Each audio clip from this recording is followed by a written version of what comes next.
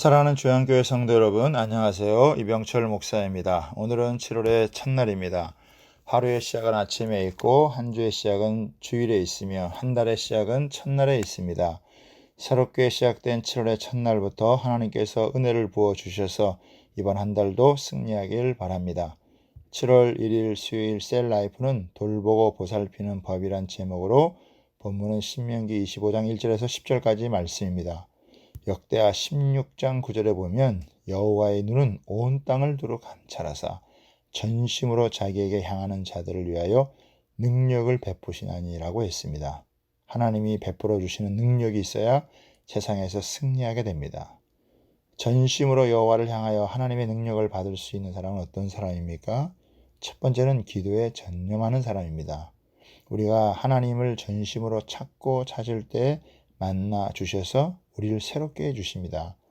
역대하 7장에 보면 내 이름으로 일컫는 내 백성이 그 악한 길에서 떠나 겸비하여 기도하면 하늘에 계신 아버지께서 들으시고 이 땅을 고치시고 새롭게 하신다고 약속하셨습니다.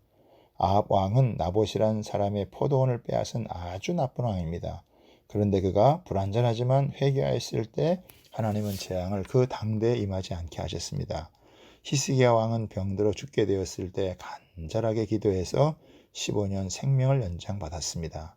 다니엘은 습관을 따라 기도하는 사람으로 사자의 굴에 들어가서 풀무불에 들어가서도 살아남았습니다.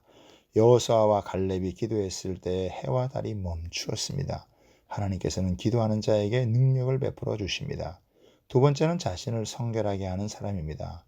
하나님은 깨끗한 그릇을 사용하십니다. 우리가 천사처럼 살 수는 없더라도 깨끗하고 청렴하게 정직하게 살아가도록 애를 써야 합니다. 우리는 한 번뿐인 인생을 살아가면서 영원한 삶을 바라보며 신앙생활을 하고 있습니다.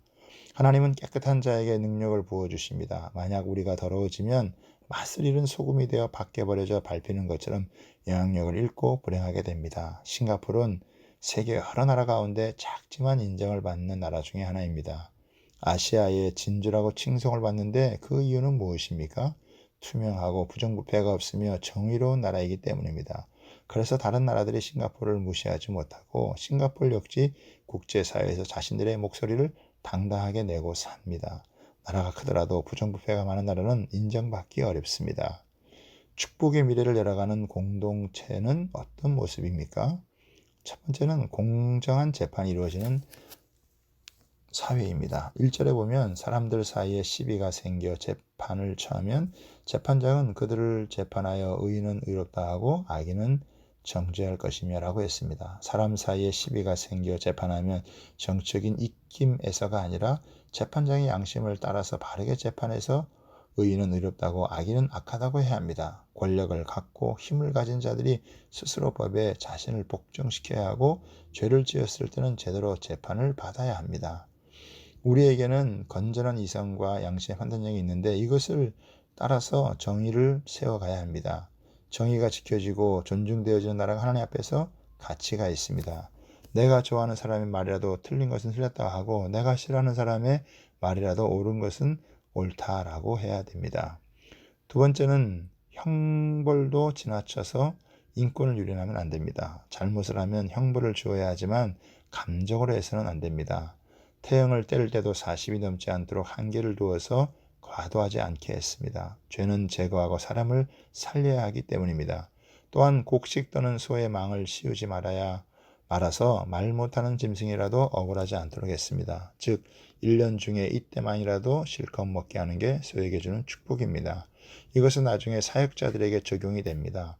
복음의 역사가 충만하게 드러나는 시기에 교회에 헌금이 인색하거나 주의 종들이 궁핍하지 않도록 해야 한다는 것입니다.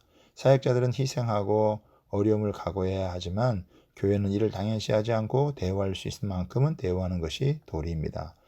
세 번째는 죽은 형제에 대한 의무입니다. 형제 중에서 자식이 없어 형제가 죽게 되면 동생이 도와 대를 잇게 했습니다.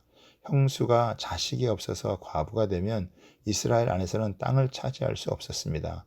땅을 상속받으려면 남자가 있어야 했기 때문에 그 일을 해주라는 것입니다. 만약에 그렇지 않으면 얼굴에 침을 뱉고 신발을 벗기고 그 형제의 집을 세우기를 즐겨하지 않는 자라고 고발하여 신벗김을 받은 자의 집이라고 부릅니다. 자신은 모든 것을 다 갖고 있으면서 다른 형제를 위해서 조금이라도 희생하거나 수고를 감당하지 않으려고 해서는 안 됩니다.